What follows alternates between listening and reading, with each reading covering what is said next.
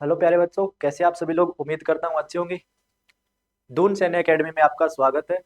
तो आज हम एक सीरीज स्टार्ट कर रहे हैं एनडीए टू 2026 के लिए, जो सितंबर में एग्जाम होने वाला है। उसके लिए कंप्लीट सिलेबस कराने वाले हैं और प्लस आपको एमसीक्यूज कराए जाएंगे। चैप्टर से रिलेटेड जितने भी क्वेश्चंस हैं वो करवाए जाएंगे। उसके बाद हम 10 ईयर्स के पीवाईक्यू भी करने वाले हैं। तो अगले आने वाले 3 या 4 महीनों में हम कंप्लीट सिलेबस को गो थ्रू करेंगे। उसकी जितनी भी थ्योरी है उनको इजी लैंग्वेज में हम आज समझने की ट्राई करेंगे आगे से। और जितने भी क्वेश्चन हैं उनको हम लगाएंगे और 2026 तक जितने क्वेश्चन आ चुके हैं, मतलब पिछले 10 ईयर्स के, वो सोल्व करने वाले हैं। तो आज हम स्टार्ट करने जा रहे हैं चैप्टर नंबर सेट से। चैप्टर नंबर 1 है सेट, तो उसको हम स्टार्ट करने जा रहे हैं। तो सबसे पहले आता है व्हाट इज सेट। क्लियर। तो सेट होता क्या है? सेट होता है collection of well defined objects. ये क्या होता है? एक कलेक्शन होता है वेल डिफाइंड ऑब्जेक्ट्स का। इसको हम क्या लिखते हैं? Collection of well defined objects. Well defined objects. अब इसके अंदर सबसे इंपॉर्टेंट है, वो है वेल डिफाइंड। हम वेल डिफाइंड किसे बोलेंगे? Collection of well defined objects. इसके अंदर आपके पास ऑब्जेक्ट्स हो सकते हैं, एलिमेंट्स हो सकते हैं, फंक्शन हो सकता है। जो वेल डिफाइंड है उन सभी का कलेक्शन होगा, उसको हम क्या बोलेंगे? कि सेट बोलेंगे। क्लियर। तो सेट के अंदर जितने भी एलिमेंट होते हैं वो सारे डिस्टिंक्ट होते हैं एक दूसरे से, और वो वेल डिफाइंड होते हैं, और उनको एक कर्ली ब्रैकेट में रखा जाता है। क्लियर। ये एक सेट की पहचान है। अब हम वेल डिफाइंड किसे बोलेंगे?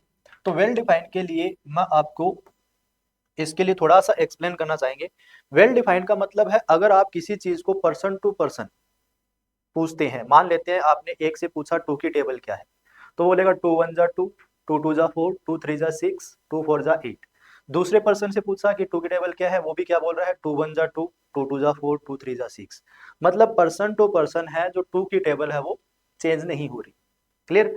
उसके बाद अगर मैं किसी से पूछता हूँ कि आपका फेवरेट सिंगर कौन है, तो ये पर्सन टू पर्सन वेरी हो सकता है। मतलब एक कुछ भी बोलेगा, पंजाब का है तो पंजाबी सिंगर का नाम लेगा, कोई उत्तराखंड से है तो पहाड़ी सिंगर का नाम लेगा, कोई अगर हरियाणा से है हरियाणवी सिंगर का नाम लेगा। तो इस तरह से पर्सन टू पर्सन है, लोगों की ओपिनियन है वो बदल जाती है। ठीक है। तो वेल डिफाइंड किसे बोलते हैं हम? अगर पर्सन टू पर्सन, क्या बोल रहा हूं मैं? Person to person object, things, elements और फंक्शन, कुछ भी हो इनमें से, चेंज हो जाए या ना हो, दो केस बनेंगे। या तो वो चेंज हो सकता है या वो चेंज नहीं होगा। No change. क्लियर। अगर चेंज हुआ तो हम बोल देंगे नोट एज सेट, तो उसको हम वेल डिफाइंड नहीं बोलेंगे। और वेल डिफाइंड नहीं बोलेंगे तो वो कभी सेट नहीं होगा। अगर वो चेंज नहीं हुआ तो इसको हम क्या बोलेंगे? Well defined. वेल डिफाइंड होगा तो इसको हम सेट बोलेंगे। क्लियर। उम्मीद करता हूं समझोगे कि collection of well defined objects, मतलब वेल डिफाइंड किसे बोला जाएगा? जो person to person objects, things, element, function change ना हो। चेंज नहीं है तो वेल डिफाइंड है, वेल डिफाइंड है तभी वो सेट है।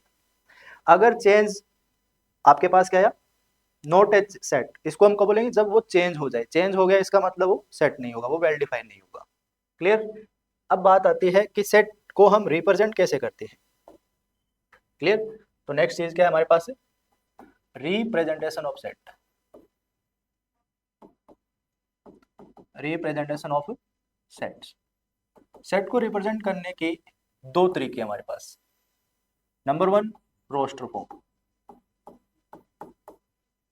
और रोस्टर फॉर्म का ही दूसरा नाम है tabular form.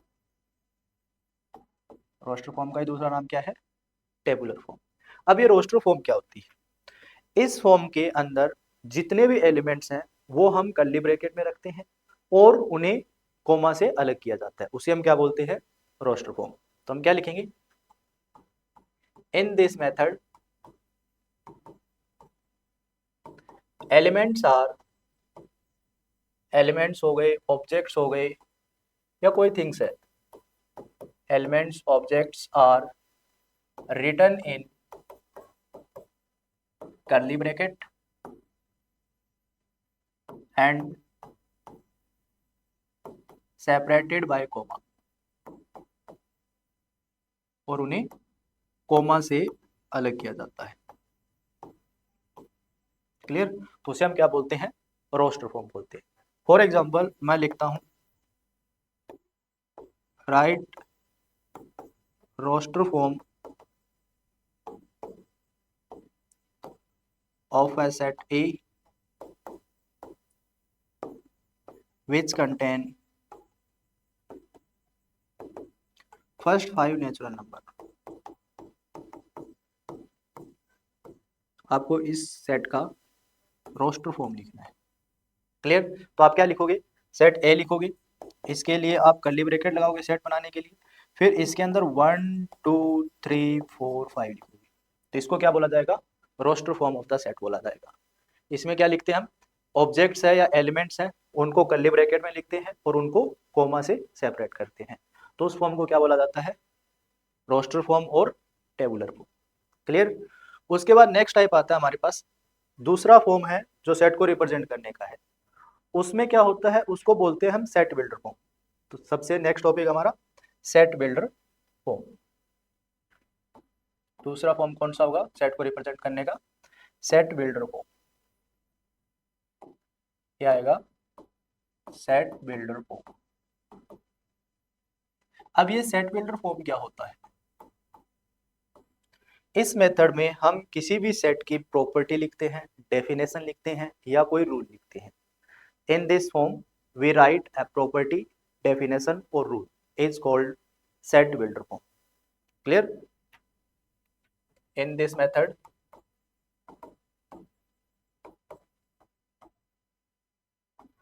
we write rule, definition और प्रॉपर्टी। मैं सिंपल से सिंपल लैंग्वेज में आपको समझाने की ट्राई करूंगा कि आपके एनडीए के अंदर आपको ये चीज़ें पता होनी चाहिए कि रोस्टर फॉर्म क्या होता है, सेट बिल्डर क्या होता है, उसके बाद टाइप्स को, इस सेट्स को कितने टाइप से हम रिप्रेजेंट करते हैं, लेकिन इनकी जो डेफिनेशन है वो एग्जाम में नहीं पूछी जाएगी। क्लियर? तो आप इजी लैंग्वेज में ध्यान रखिए और फिर उनको आपको याद रखकर जो क्वेश्चंस लगाने हैं, जितने ज़्यादा पीवाईक्यू लगाओगे उतना ही आपका कंसेप्ट है वो स्ट्रॉन्ग होता जाएगा। क्लियर? तो इसके अंदर हम क्या करते हैं? किसी भी सेट के प्रॉपर्टी लिखते हैं, कोई रूल लिखते हैं या डेफिनेशन लिखते हैं। क्लियर? तो उसको हम क्या बोलते हैं? Set builder form of the set बोलते हैं। जैसे हमने पीछे वाला जो सेट लिखा था वो क्या था? 1 2 3 4। अब मैं इसके लिए क्या करूंगा? इसकी सेट बिल्डर फॉर्म लिखनी है। तो हम क्या लिखेंगे? Set A in which x element such that x is a natural number less than 6। तो आपको एक ऐसा सेट लिखना है जिसमें एक्स एलिमेंट हो और एक्स है वो नेचुरल नंबर होना चाहिए और लेस देन 6 होना चाहिए। तो उसको हम क्या बोलेंगे? इस सेट की ये सेट बिल्डर फॉर्म हो जाएगी। क्लियर? जैसे 1 2 3 4 5, तो नेचुरल नंबर 6 से लेस देन कितने होते हैं? 1 2 3 4 5। इस रोस्टर फॉर्म को, सेट बिल्डर फॉर्म को हम ऐसे भी लिख सकते हैं, set A equal to x element such that x belong to natural number. अब हमने इतना तो लिख दिया कि एक्स है वो नेचुरल नंबर है। अब नेचुरल नंबर तो 1 से इनफाइनाइट तक कितने भी हो सकते हैं। तो इसको फिर से रिप्रेजेंट करने के लिए, मतलब इसको अच्छे से एक्सप्लेन करने के लिए हम सेमीकोलन लगाएंगे। फिर हम क्या लिखेंगे? x is less than equal to 1 and less than equal to 5। मतलब x की वैल्यू 1 से लेकर 5 तक जितने भी नेचुरल नंबर है उन सभी को हम क्या बोलेंगे? ये सेट को रिप्रेजेंट कर रहा है, सेट बिल्डर फॉर्म से लिख देंगे उसे। क्लियर? तो ये क्या होता है हमारे पास? Set builder form. तो अभी तक हमने क्या क्या पढ़ा है? सबसे पहले हमने क्या पढ़ा कि सेट क्या होता है? Set collection of well defined objects होता है। अब कलेक्शन ऑफ वेल डिफाइंड किसे बोलते हैं? पर्सन टू पर्सन कोई अगर चेंज हो रहा है या नहीं हो रहा। अगर चेंज हो रहा है तो वो सेट नहीं है, चेंज नहीं हो रहा तो उसको हम क्या बोलेंगे? सेट बोलेंगे। क्लियर? फिर हम सेट को रिप्रेजेंट करते हैं कौन कौन से तरीके से? एक तो आता है रोस्टर फॉर्म। रोस्टर फॉर्म का दूसरा नाम क्या है? Tabular form. इस फॉर्म में हम क्या करते हैं? ऑब्जेक्ट्स लिखते हैं और कर्ली ब्रैकेट में, और उनको कोमा से अलग किया जाता है। उसको हम क्या बोलते हैं? सेट, मतलब रोस्टर फॉर्म बोलते हैं। नेक्स्ट क्या होगा? नेक्स्ट है सेट बिल्डर फॉर्म। इस फॉर्म में हम क्या करते हैं? एलिमेंट्स के कोई प्रॉपर्टी लिखते हैं, या फिर रूल लिखते हैं या कोई डेफिनेशन लिखते हैं, तो उसको हम क्या बोलते हैं, सेट बिल्डर फॉर्म बोलते हैं। इस तरह से इसको रिप्रेजेंट किया जाता है। क्लियर। उसके बाद हम मूव करते हैं नेक्स्ट टॉपिक पर, जो कि है टाइप्स ऑफ सेट्स। क्लियर। फिर हम मूव करते हैं टाइप्स ऑफ सेट्स पर।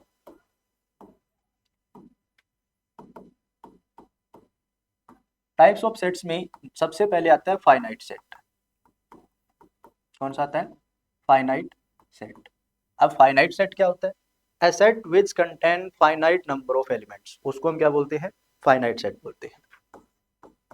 a set which contain finite number of element, उसको हम क्या बोलेंगे, फाइनाइट सेट बोलेंगे, इज कॉल्ड फाइनाइट सेट। ये हमने किसको एक्सप्लेन किया है, फाइनाइट सेट को। Clear. a set which contain finite number of element is called finite set। इसका हम एग्जांपल दे देते हैं। जो पीछे हमने एग्जांपल लिखा था वो क्या था, a इक्वल टू 1 2 3 4। तो ये क्या है, इसके अंदर 4 एलिमेंट्स हैं जो कि फाइनाइट है, फाइनाइट नंबर ऑफ एलिमेंट्स है, तो इस सेट को क्या बोला जाएगा, फाइनाइट सेट बोला जाएगा। क्लियर। इसका सेट बिल्डर फॉर्म लिखना होता तो हम ऐसे लिख देते, x element such that x belong to natural number and x is less than 5। 5 से लेस देन नेचुरल नंबर कितने होते हैं, 1 2 3 4। तो ये क्या हो जाएगा, इसका सेट बिल्डर फॉर्म हो जाएगा फाइनाइट सेट का। क्लियर। उसके बाद नेक्स्ट टॉपिक है हमारा इनफाइनाइट सेट। कौन सा है, इनफाइनाइट सेट। दूसरा टाइप जो हम पढ़ते हैं वो है इनफाइनाइट सेट। अब ये इनफाइनाइट सेट क्या होता है, a set which contain infinite number of elements, एक ऐसा सेट जिसके अंदर इनफाइनाइट नंबर ऑफ एलिमेंट्स हो, जिनको हम काउंट ना कर सकते, अनकाउंटेबल नंबर्स ऑफ एलिमेंट्स हो, तो उसको हम क्या बोलते हैं, इनफाइनाइट सेट बोलते हैं। तो क्या लिखेंगे, a set which contain infinite number of elements,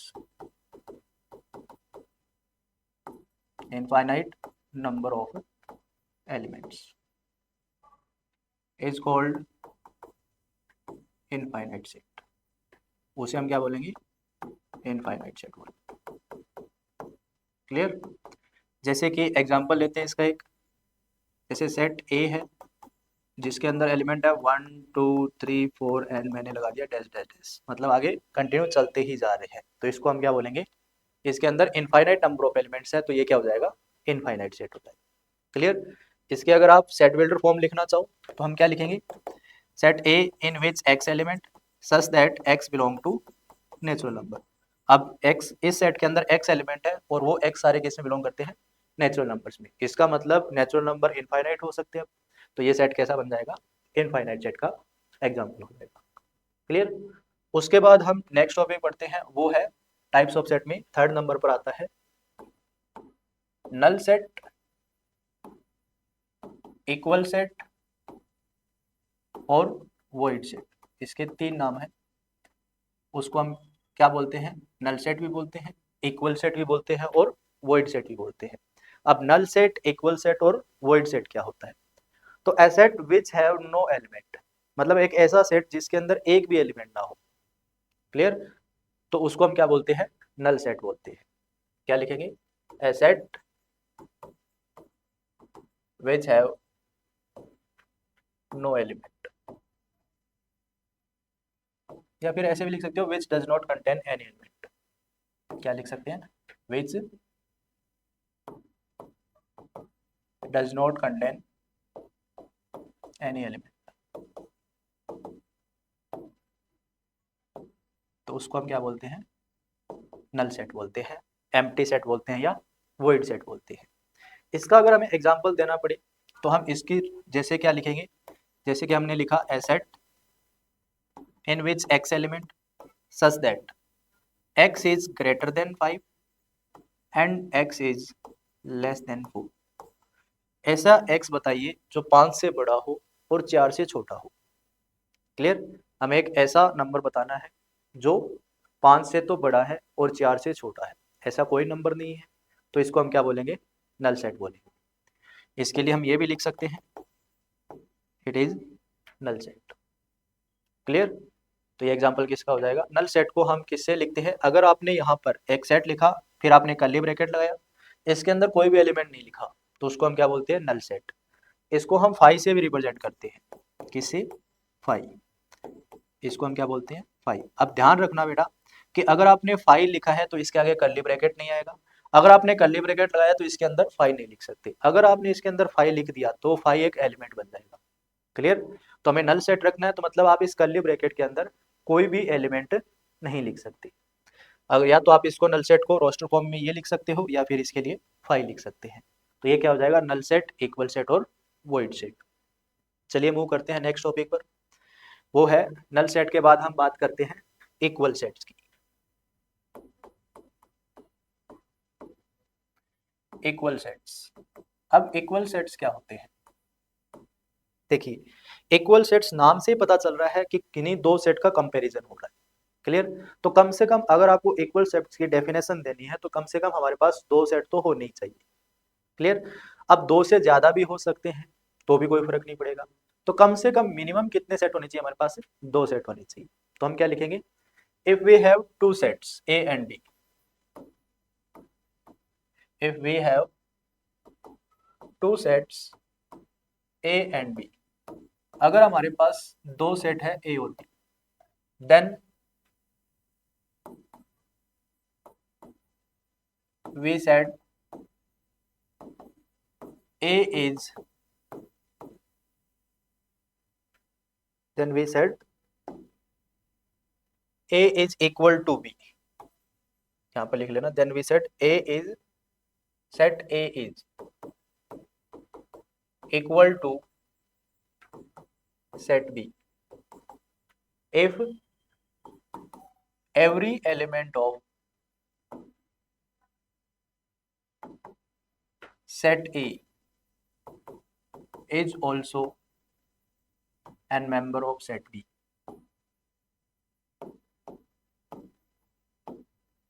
And vice versa. मतलब मैंने क्या लिखा है इक्वल सेट के डेफिनेशन में?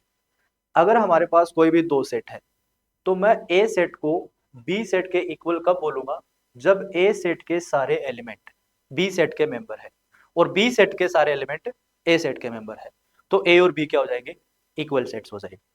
फॉर एग्जांपल, जैसे कि मैंने लिखा A equal to 1 2 3 and B set लिखा मैंने 2 3 1 और सी सेट मैंने लिखा 1 2 3 4।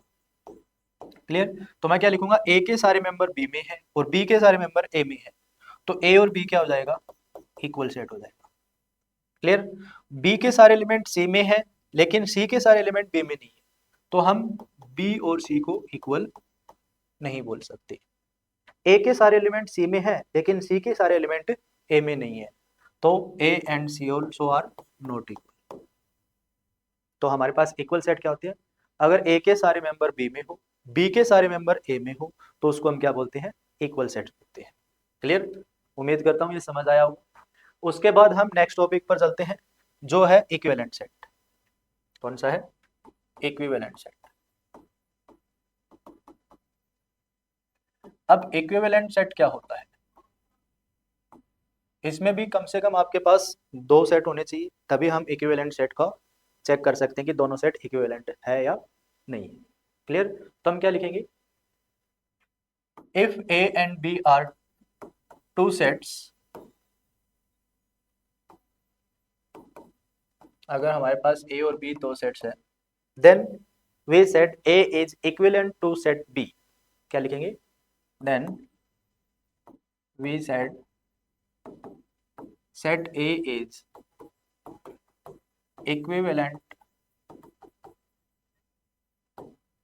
to set B if number of elements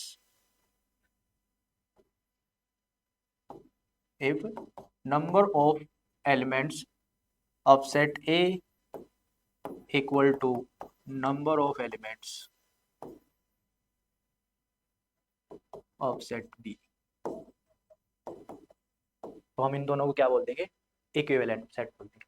अगर हमारे पास ए और बी दो सेट है तो हम ए सेट को बी के इक्विवेलेंट कब बोलेंगे? If number of element of set A is equal to number of element of set B. मतलब ए के अंदर अगर 4 एलिमेंट्स हैं तो सेट बी के अंदर भी 4 एलिमेंट होने चाहिए। तो हम ए और बी को क्या बोलेंगे? Equivalent set. फॉर एग्जाम्पल मैंने एक सेट लिखा ए 1 2 3, फिर मैंने बी लिखा ए बी सी। तो नंबर ऑफ एलिमेंट्स इसमें कितने हैं? 3 है। Number of elements set B में कितने हैं? 3 है। तो मैं क्या बोलूंगा? इसका जो कार्डिनल नंबर है, क्लियर? तो मतलब ये भी लिख सकते हैं कार्डिनल नंबर क्या होता है, मतलब जितने नंबर ऑफ एलिमेंट्स हो की सेट उसको हम क्या बोलते हैं? उसका कार्डिनल नंबर या ऑर्डर ऑफ सेट बोलते हैं। क्लियर? तो इसके अंदर number of elements in set A is equal to 3 and number of elements in set B equal to 3। तो इन दोनों को हम क्या बोल सकते हैं? सेट ए और बी को क्या बोल सकते हैं कि ये इक्विवेलेंट सेट है। क्लियर? तो इक्विवेलेंट सेट में हमारे पास एलिमेंट्स सेम होना जरूरी नहीं है, लेकिन नंबर ऑफ एलिमेंट्स इक्वल होना जरूरी है। तो इससे हम एक रिजल्ट लिख सकते हैं। क्या लिख सकते हैं? कि all equal sets are equivalent. कि सारे इक्वल सेट्स हैं वो क्या होते हैं? इक्विवेलेंट होते हैं। But all equivalent sets need not be equal. But सारे इक्विवेलेंट सेट्स हैं वो इक्वल होना जरूरी नहीं है। क्लियर? तो क्या होता है? इक्वल और इक्विवेलेंट में आपको समझ आ गया। जैसे कि मैं अगर ये लेता a इक्वल टू 1 2 3 और b लेता मैं 2 3 1, तो क्या मैं इनको इक्विवेलेंट बोल सकता हूँ? बिल्कुल बोल सकते हैं। क्या मैं इनको इक्वल सेट्स बोल सकता हूँ? बिल्कुल बोल सकते हैं। मतलब सारे इक्वल सेट है वो इक्विवेलेंट भी होगा। अब ये इक्विवेलेंट सेट भी है और ये इक्वल भी हो गया। क्लियर? लेकिन ये इक्विवेलेंट सेट है, ए और बी इक्विवेलेंट है लेकिन इक्वल नहीं है। तो हमने क्या लिखा? सारे इक्वल सेट्स है वो इक्विवेलेंट जरूर होते हैं, लेकिन सारे इक्विवेलेंट इक्वल हो जाए ये जरूरी नहीं है। हो भी सकते हैं और नहीं भी हो सकते। क्लियर? उसके बाद हम मूव करते हैं नेक्स्ट टॉपिक पर। अब हमने इक्वल सेट्स पढ़ लिया, इक्विवेलेंट सेट्स पढ़ लिया। क्लियर? तो अब हम चलते हैं नेक्स्ट टॉपिक हमारा ऑपरेशन ऑन सेट्स। नहीं, इससे पहले हम पढ़ते हैं सबसेट। क्या पढ़ते हैं? सबसेट्स। अब सबसेट क्या होता है? क्लियर? सबसेट के लिए भी आपके पास कम से कम 2 या 2 से ज्यादा सेट्स होने चाहिए। क्या लिखेंगे? If A and B are 2 sets, अगर हमारे पास ए और बी 2 सेट है, then we said A is subset of B. तो ए को बी का सबसेट बोला जाएगा if every element of set A is also a member of set B. मतलब ए के सारे एलिमेंट बी के मेंबर होने चाहिए, तो ए को बी का सबसेट बोला जाएगा। क्या बोला जाएगा? ए को बी का सबसेट। क्या लिखेंगे? If A and B are 2 sets, then we said A is subset of B. set A is subset of set B if every element of set A is also a member of set B।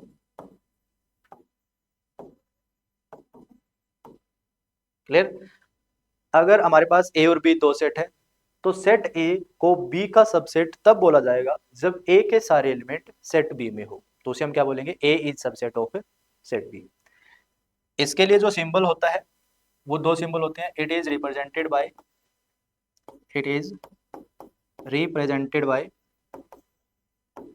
This symbol और this symbol. ये हमारे पास proper subset का symbol होता है, ये होता है improper subset का। क्लियर? तो इसका मतलब सबसेट्स के टाइप भी होते हैं। कौन कौन से? प्रॉपर और इम्प्रॉपर। तो सबसे पहले मैं इसका एक एग्जांपल ले लेता हूं कि मैंने लिखा ए है जो है 1 2 3, क्लियर, और बी है वो है 1 2 3 4। तो मैं क्या लिख सकता हूं? ए के सारे एलिमेंट बी में है, लेकिन जरूरी नहीं है कि बी के सारे एलिमेंट ए में हो। क्लियर? तो मैं इसको क्या लिखूंगा, ए इज सबसेट ऑफ बी। ए के सारे एलिमेंट बी में है, तो छोटे वाला सेट है वो बड़े वाले का क्या होगा, सबसेट हो जाएगा। तो इसको हम रीड करते हैं ए इज सबसेट ऑफ बी। ए क्या है, सबसेट है बी का। तो ए का रिलेशन बी के साथ सबसेट का है, तो बी का भी तो कोई रिलेशन होगा।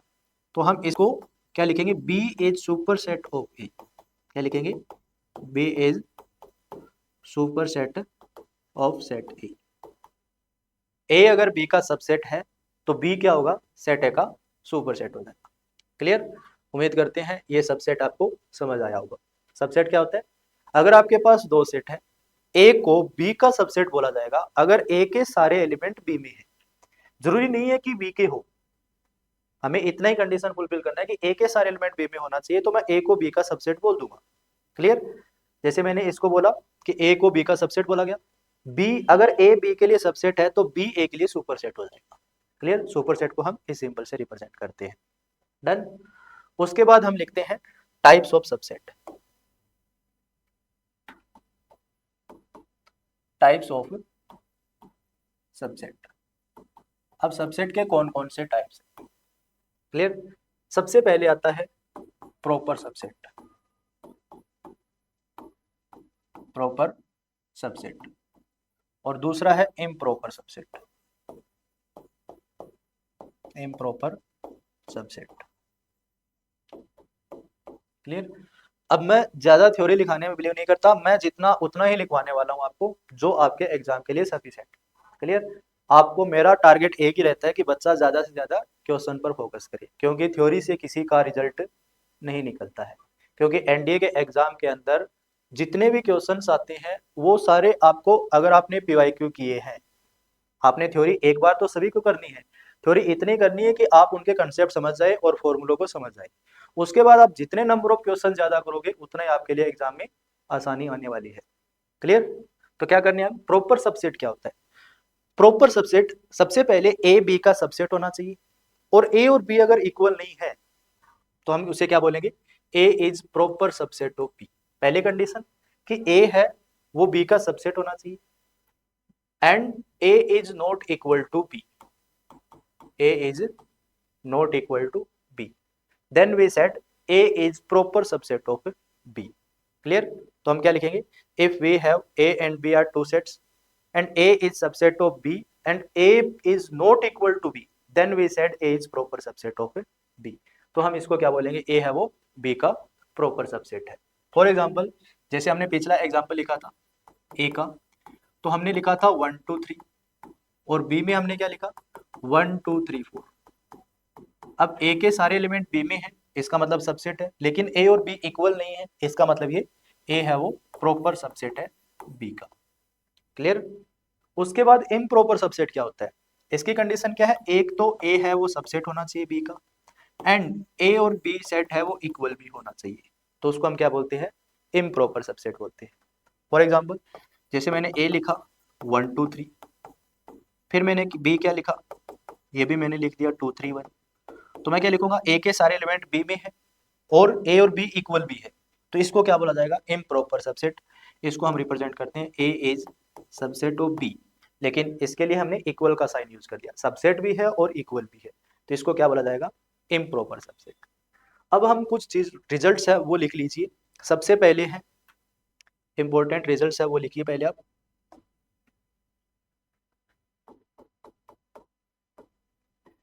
इंपॉर्टेंट रिजल्ट्स, सबसेट से रिलेटेड बता रहा हूं मैं कुछ। तो हमें क्या लिखना है, सबसे पहले लिखना है every set is subset of itself.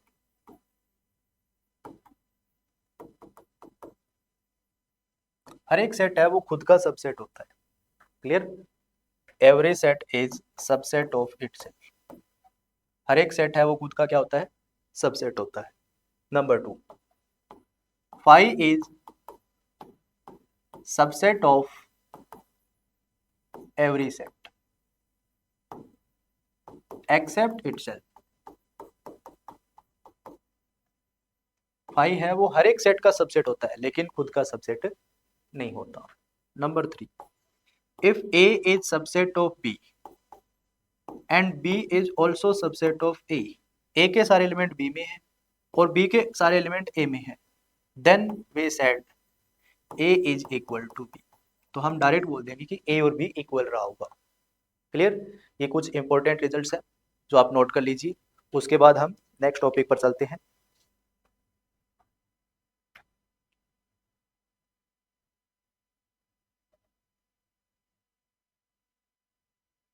Clear? फिर मैं अब इसके लिए कुछ फॉर्मूले लिख लेते हैं सबसेट के। एक ये भी लिख लो इसमें, total number of subset, total number of subset of set A which contain n elements, तो हो जाएगा 2 की पावर n। अगर कोई सेट के अंदर n एलिमेंट्स है तो उसके कितने सबसेट आप बना सकते हो, तो उसका फॉर्मूला होता है 2 की पावर n। यहाँ पर n क्या होता है? n is number of elements. क्या होता है? Number of elements. उसके बाद फिफ्थ रिजल्ट लिखिए इसका, total number of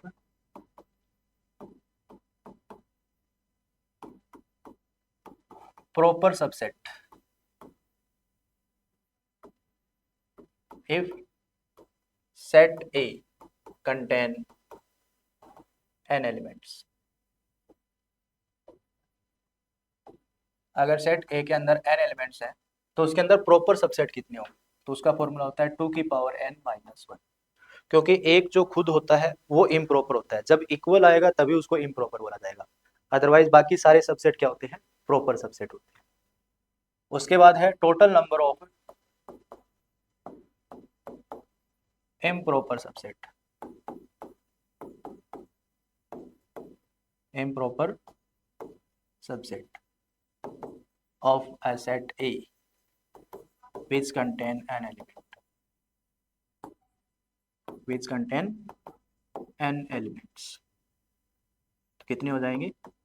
1। Improper subset only 1 होता है।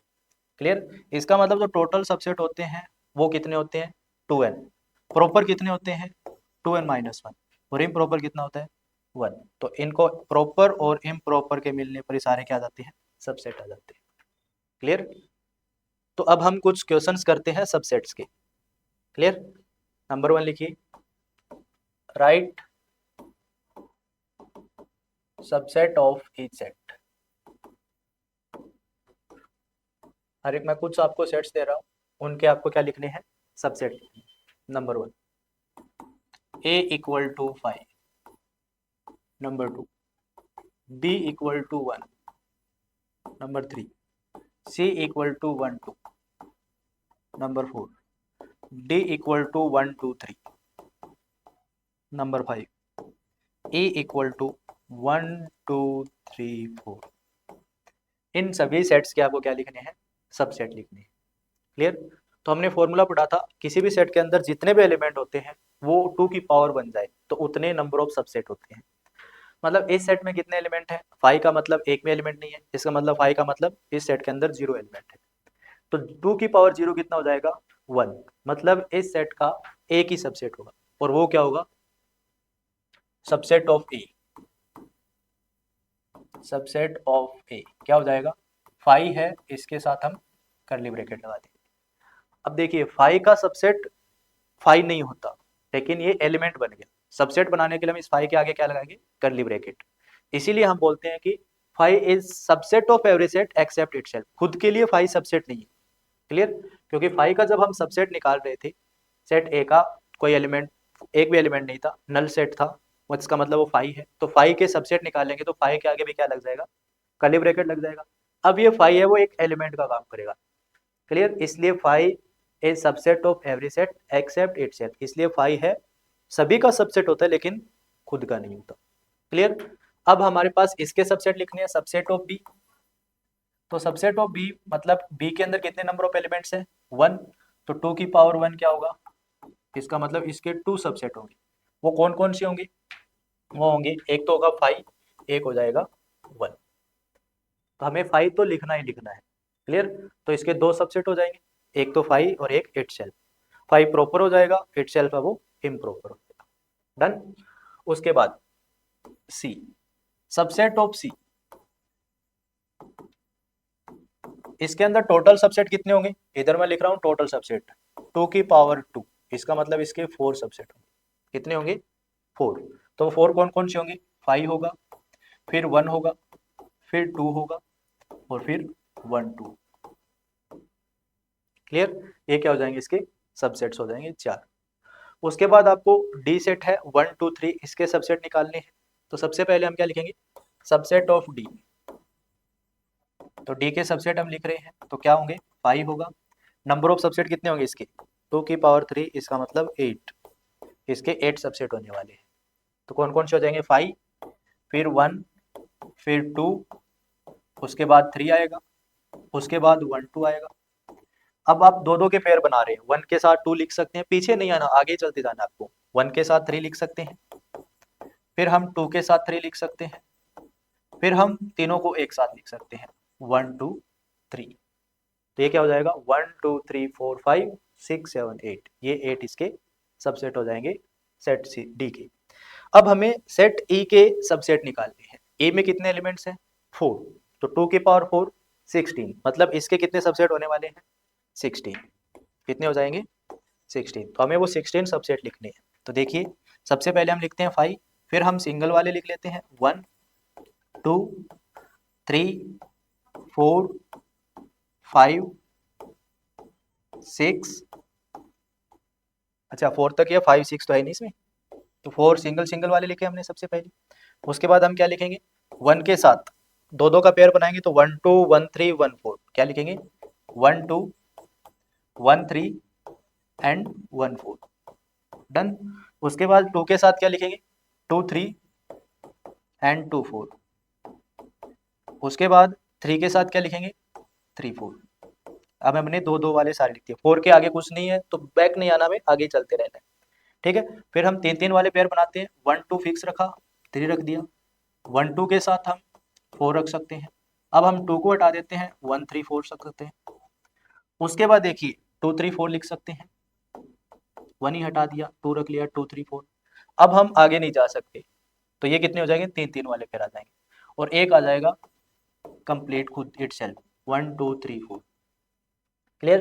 तो कितने हो जाएंगे? 16 सबसेट हो जाएंगे। 1 2 3 4 5 6 7 8 9 10 11 12 13 14 15 एंड 16। ये सेट ई के सबसेट हो जाएंगे। इस तरह से हम क्या निकालते हैं? सबसेट निकालते हैं। क्लियर? तो इसके अंदर ये प्रॉपर, मतलब ये क्या था? इम्प्रॉपर सबसेट था। इसके अंदर एक प्रॉपर है और एक इम्प्रॉपर हो जाएगा। तीन वाले के, दो वाले के अंदर क्या होगा? प्रॉपर प्रॉपर प्रॉपर, 3 प्रॉपर एक इम्प्रॉपर होगा। इसके अंदर नंबर ऑफ प्रॉपर सबसेट कितने हो जाएंगे? 7 हो जाएंगे, एक इम्प्रॉपर हो जाएगा। इसके अंदर 15 है प्रॉपर सबसेट हो जाएंगे, एक खुद है वो इटसेल्फ है वो इम्प्रॉपर सबसेट हो जाएगा। क्लियर? तो ये था सबसेट एंड सुपरसेट। डन। उसके बाद हम मूव करते हैं नेक्स्ट टॉपिक पर, जो है हमारे पास सिंगलटन सेट। एक सेट का टाइप रह गया था, सिंगलटन सेट। सिंगलटन सेट क्या होता है? सिंगलटन सेट वो होता है जिसके अंदर ओनली वन एलिमेंट हो, a set which have only one element। Clear? उसे हम क्या बोलते हैं? Singleton set. तो हम क्या लिखेंगे? a set which contain only one element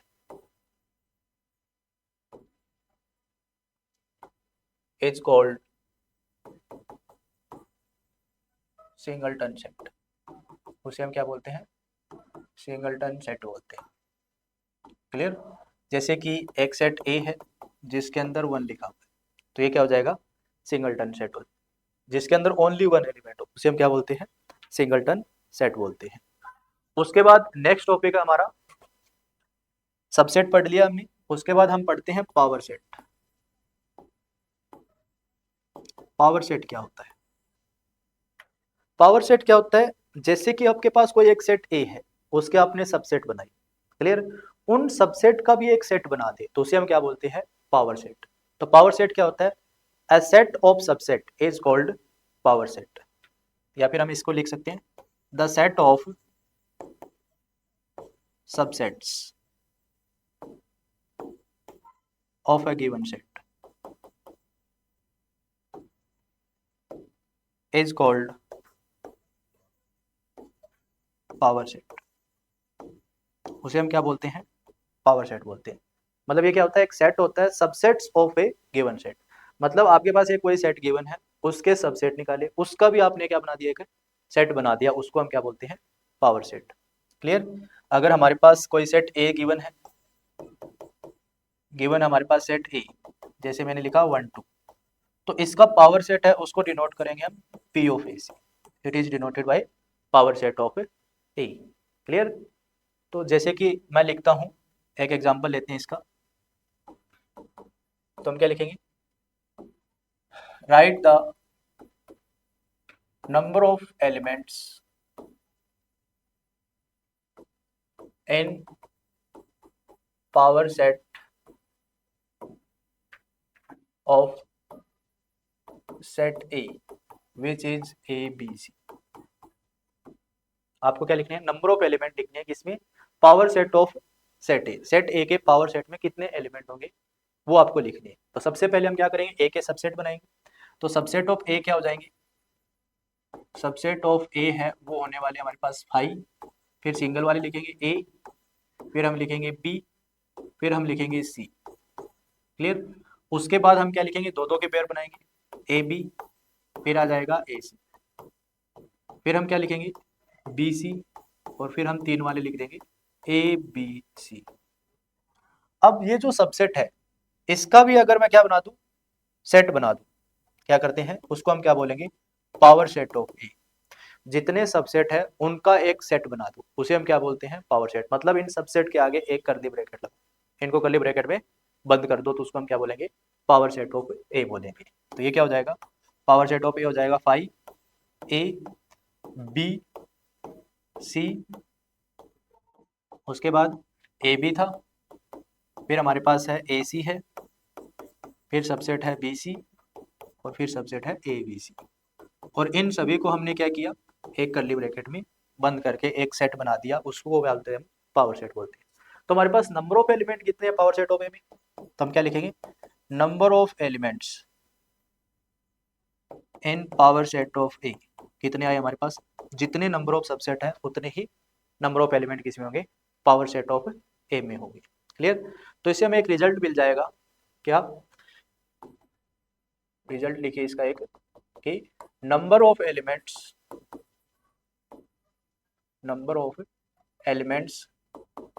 in a set, in a power set. हम क्या लिखेंगे? Number of elements in power set of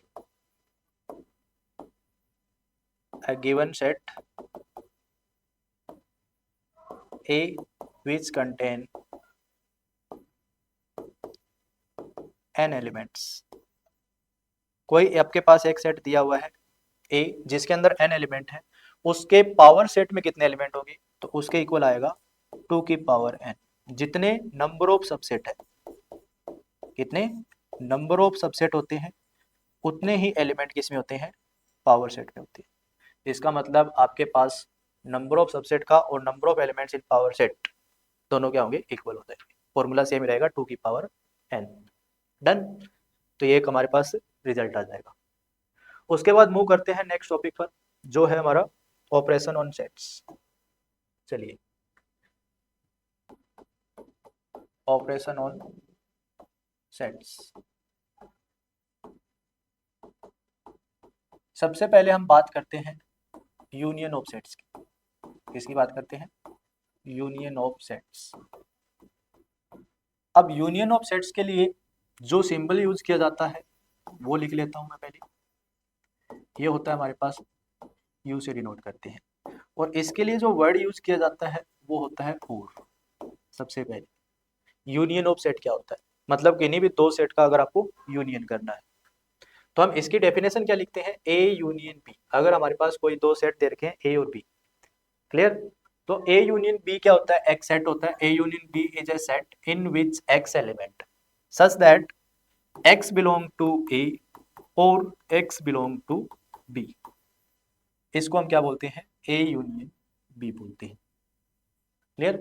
तो ए यूनियन बी की डेफिनेशन क्या होगी, A union B is a set in which x element such that x belong to A और x belong to B. नहीं समझ आया तो इसको एक एग्जांपल से बताता हूँ। क्लियर? जैसे कि ए है, ए के अंदर हमारे पास एलिमेंट है 1 2 3, बी है, बी के पास हमारे पास है 2 3 ए बी सी। मेरे को निकालना है A union B. A union B कहता है कि पहले आप एक्स एलिमेंट है उसके अंदर ए के सारे एलिमेंट लिख दो। ए के सारे एलिमेंट कितने हैं, 1 2 3। अब सेट के अंदर हम एलिमेंट को रिपीट नहीं करते और ऑर्डर मैटर नहीं करता। मतलब अगर इसके 1 2 3 आ गए तो वो 2 3 है, ये इस सेट के एलिमेंट को भी रिप्रेजेंट कर रहे हैं और ए सेट के एलिमेंट को भी रिप्रेजेंट कर रहे हैं। तो अब हमारे पास बी के कौन कौन से एलिमेंट बच गए, वो आएगा ए बी सी। तो इसको हम क्या लिखेंगे, ए यूनियन बी। क्लियर? इस तरह से हम क्या लिखते हैं, A union B. A union B is a set in which x element such that x belong to A और x belong to B. Done? ये होता है यूनियंस ऑफ सेट।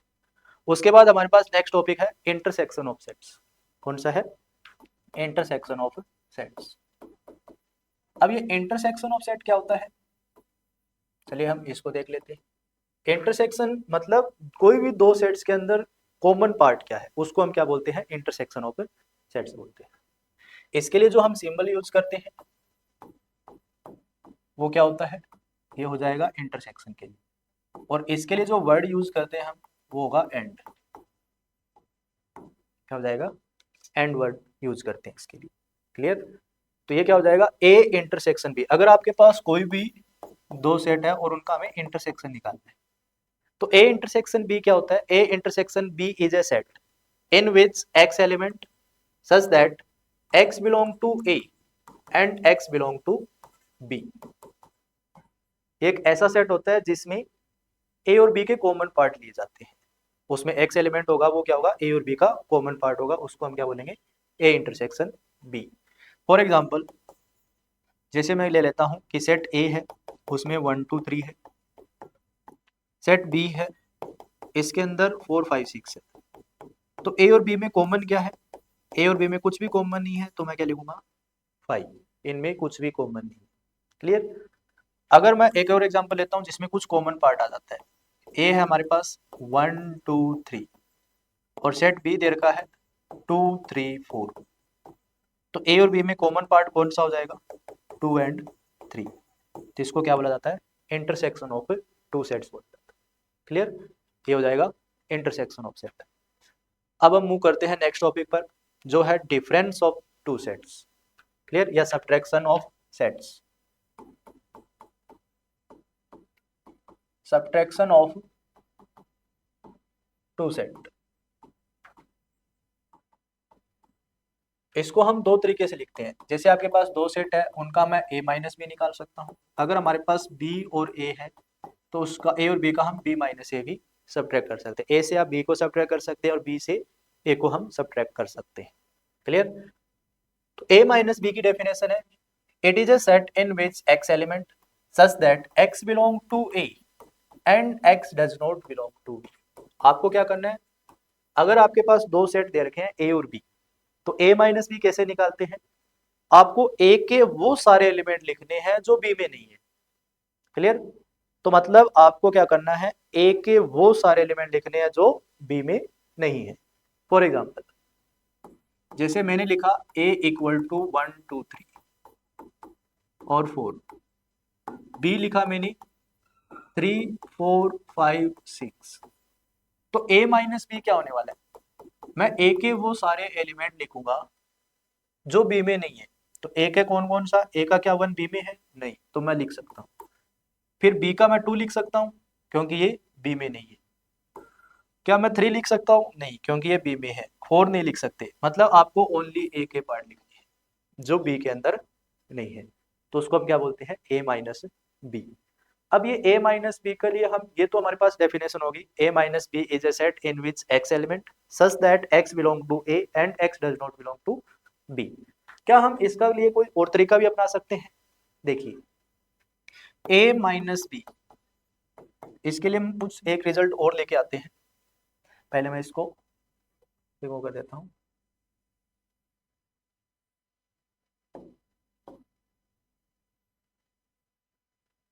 देखिए, अगर मैं क्या निकालता, ए इंटरसेक्शन बी, इन दोनों का कॉमन निकालता, तो इन दोनों में कॉमन क्या है, 3 4। क्लियर। और सेट ए क्या था, 1 2 3 4। अगर मैं सेट ए से उसका ए और बी का कॉमन हटा दूं, क्या हटा दूं मैं, सेट ए से ए और बी का कॉमन हटा दूं, तो मैं ए के वो एलिमेंट लिखूंगा जो कॉमन में नहीं है। तो क्या आने वाला है हमारे पास, क्या आने वाला है, 1 और 2 आने वाला है, जो किसके इक्वल आया है, ये रिजल्ट हमारा किसका था, ए माइनस बी का। इसका मतलब ए माइनस बी को आप ये भी लिख सकते हैं कि ए से ए और बी का कॉमन हटा दो, डन।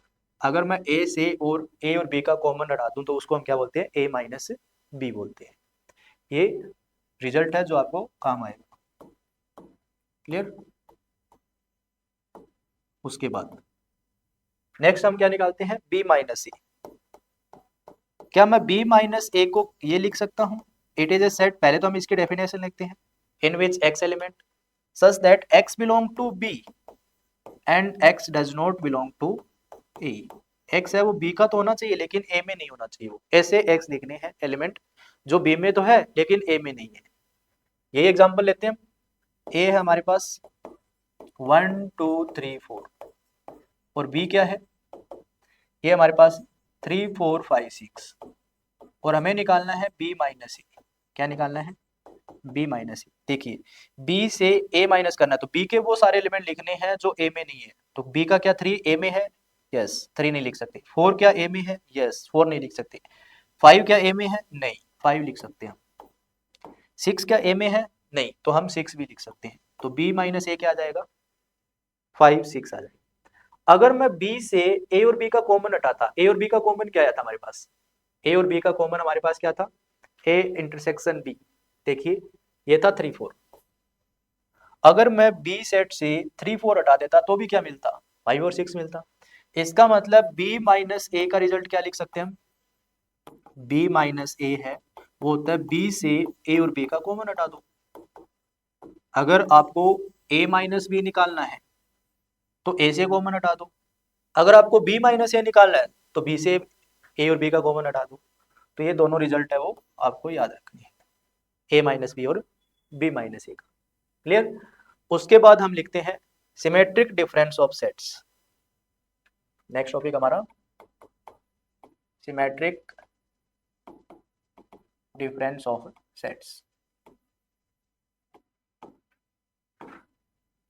अब ये सिमेट्रिक डिफरेंस क्या होता है सेट्स का, इसको हम रिप्रेजेंट करते हैं ए, ये डेल्टा का साइन होता है, इसको हम रीड करते हैं ए सिमेट्रिक बी। क्या लिखते हैं, ए सिमेट्रिक बी। अब इसकी डेफिनेशन क्या है, it is a set in which x element such that x belong to A minus B और x belong to B minus C. ये एक ऐसा सेट होता है जिसमें एक्स एलिमेंट है सच दैट एक्स है ए माइनस बी में बिलोंग करता है और बी माइनस ए में भी बिलोंग करता है, उन दोनों का जो यूनियन है, और लिखा है मैंने, और का मतलब क्या है, यूनियन। तो इसके लिए आप ये लिख सकते हैं कि A symmetric B is union of A minus B and B minus C. Clear. तो इसको हम क्या बोलते हैं, ए सिमेट्रिक बी बोलते हैं। चलिए, ये तो हो गया हमारे पास सिंपल फॉर्मूला। अब हम इसको ऐसे भी लिख सकते हैं, ए सिमेट्रिक बी, ए माइनस बी का हमने अभी एक फॉर्मूला किया है, क्या किया है कि ए माइनस ए इंटरसेक्शन बी होता है। क्या होता है, ए माइनस ए इंटरसेक्शन बी होता है। क्लियर। और बी माइनस ए क्या होता है, ये होता है B minus A intersection B. इसका मतलब यूनियन तो इन दोनों को ऐड करना है, ये भी लिखनी है ये भी लिखनी है। क्लियर। तो हमारे पास ए सिमेट्रिक बी को हम ये भी लिख सकते हैं A plus B minus 2 times of A intersection B. क्या लिख सकते हैं, ए सिमेट्रिक बी क्या होता है, A plus B minus 2 times of A symmetric B. इसको आप रीड कैसे कर सकते हैं, exactly one of A and B. अगर आपको क्वेश्चन में कभी लिखा मिले ए और बी में से कोई भी एग्जैक्टली वन निकालना हो, तो इसके लिए हम एसिमेट्रिक बी यूज करते हैं। क्या यूज करते हैं? A symmetric B, exactly one of A and B. तो हम क्या लिखेंगे?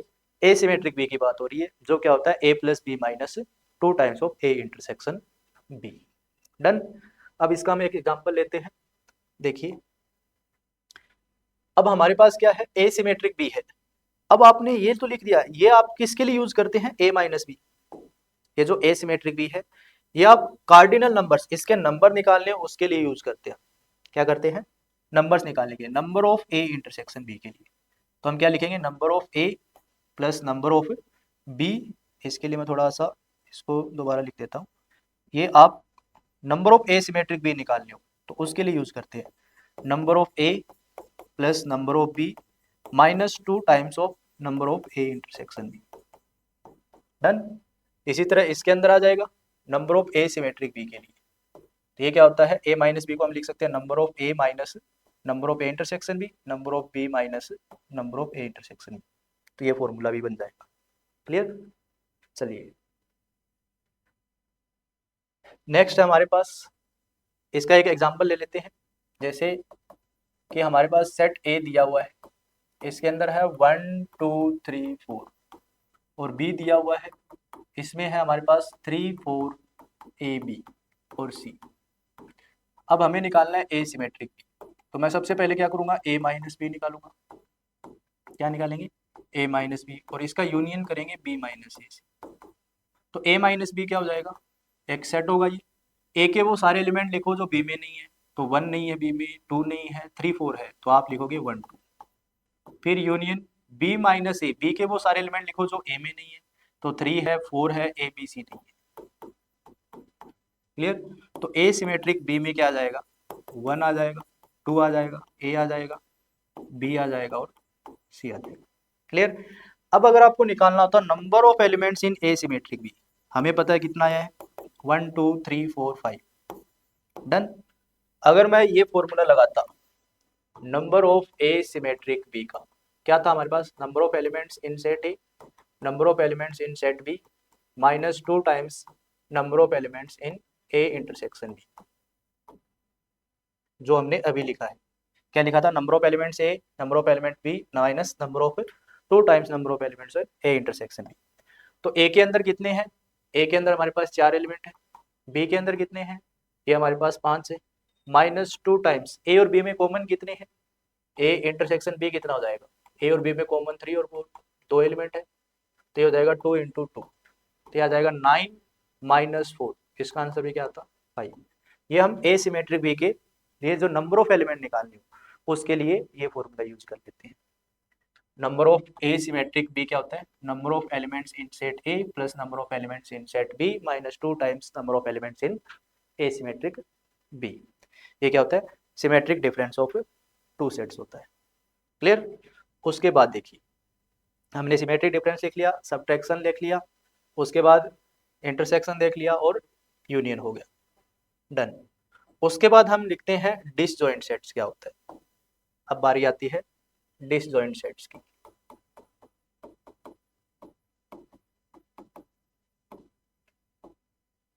Disjoint sets, two sets A and B.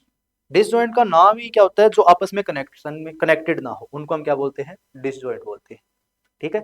To sets A and B are said to be disjoint sets if A intersection B equal to 5। अगर ए और B में कुछ भी common नहीं है तो हम ए और बी को क्या बोलेंगे? डिसजॉइंट सेट बोलने वाले हैं। तो हम क्या लिखेंगे? Two sets A and B are disjoint sets if A intersection B equal to 5। A और बी में कुछ भी कॉमन ना हो तो उनको हम क्या बोलते हैं? डिसजॉइंट सेट्स बोलते हैं। क्लियर? जैसे कि हमारे पास ए है 1 2 और बी है ए बी। ए और बी में कुछ भी कॉमन नहीं, इसका मतलब हम क्या लिख सकते हैं? A and B are disjoint sets.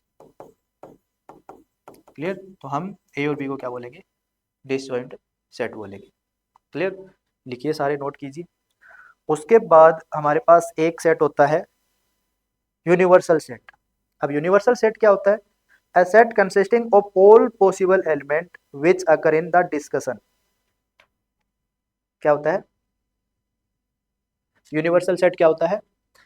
A set consisting of all possible elements which occur in the discussion. देखिए भी हम क्या लिख रहे हैं? Universal set. Universal set, a set which consisting all elements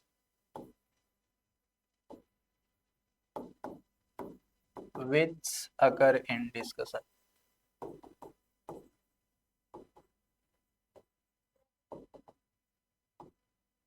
is called universal set.